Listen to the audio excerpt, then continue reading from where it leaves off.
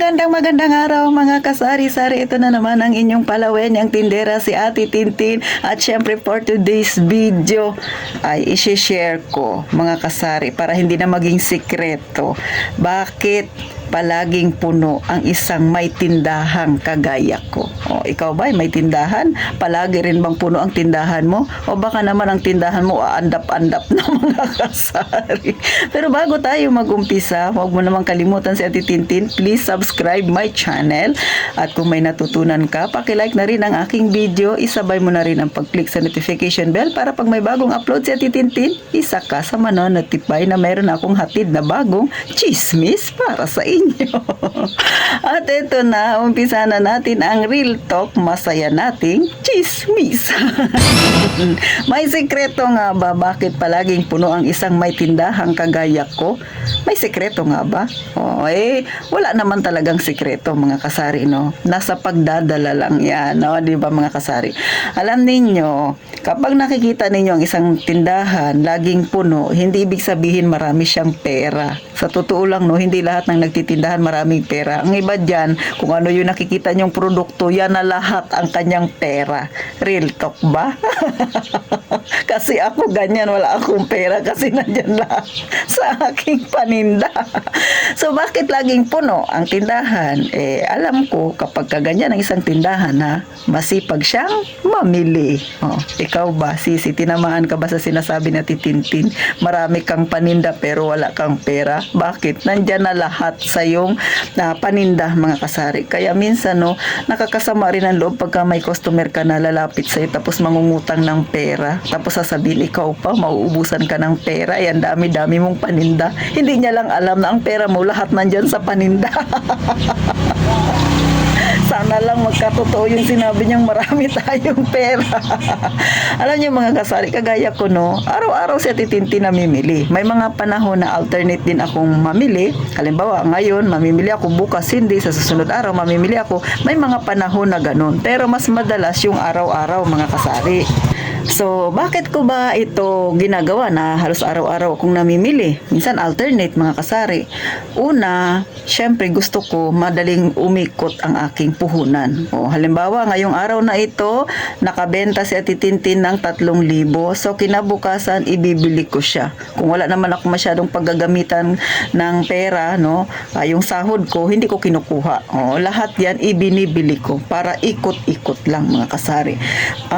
Kasi nga, iniisip ko sayang yung benta. Minsan may hinahanap si customer ng mga ibang paninda na wala pa akong ganong tinda. So kailangan bumili ako. Lalo na kung nakapangako ako sa kanya na naubos na bukas ng umaga bibili ako kaya balik ka na lang. So may customer ako na bumabalik.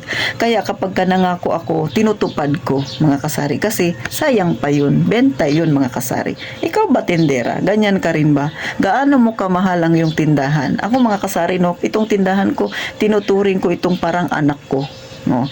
Bagamat may anak naman akong literal, no, pero isa lang kasi yung anak ko, binata na. So ang aking attention lahat nakapokus na dito sa aking tindahan. Bakit? Kasi una mga kasari, ito yung nagbibigay sa akin ng hanap buhay para ako ay may magamit sa araw-araw, may pagkain ako, makatulong din ako sa nangangailangan pagka medyo may kailangan, may mga kakilala ko na nanghihiram sa akin ng pera na alam ko namang kailangan at emergency, so nakakapagpahiram sa Ate Tintin, nakakatulong ako, no. Pero syempre doon lang sa maayos at na magandang kausap. Kung baga kahit na walang tubo at least alam mo namang babalik yung pera mo, syempre kailangan din nating tulungan kung meron naman tayo mga kasari. So isa yan sa dahilan, no, bakit pinag-iigi ko yung aking pagtitinda mga kasari. At maliban pa dyan, syempre may mga goal tayo sa ating buhay na gusto nating matupad balang araw. Kaya lang, hindi naman tayo mayaman para mabigla natin yan. So, paunti-unti, mga kasari. So, yan isa yan sa mga dahilan. Kaya, grabe ang pagmamahal ko sa aking tindahan, mga kasari. Kaya, sa akin, no, dahil mayroon naman akong service na single na motor, mas madali sa akin ang mamili araw-araw. So, hindi naman ganun kalaki yung nagagastos ko sa gasolina. Kaya, mas maganda kung para sa akin yung araw-araw akong namimili. Wala ako laging hawak na pera mga kasari kasi lahat ng pera ko nandito lahat sa aking paninda. So halimbawa, no, nakabenta ako ng asukal na 1/4, 3 peraso. Tapos halimbawa, mega sardines, 2.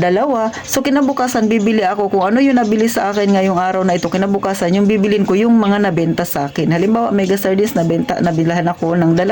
So, kinabukasan bibili ako ng 3 or 4. Bakit? Siyempre, alam ko fast moving yung item na yon.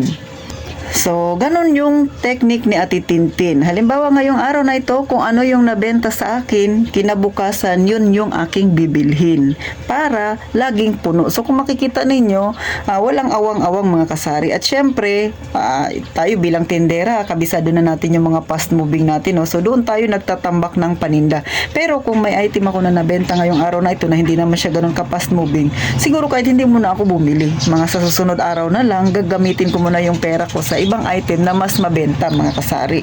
So, syempre, tayong tindahan, may kanya-kanya tayong technique. Ikaw ba na tindera, ano ang technique mo sa iyong tindahan para manatiling laging puno? Pero, number 1 dyan, huwag talagang magpapautang para mayroon ka pa rin pambili ng iyong produkto.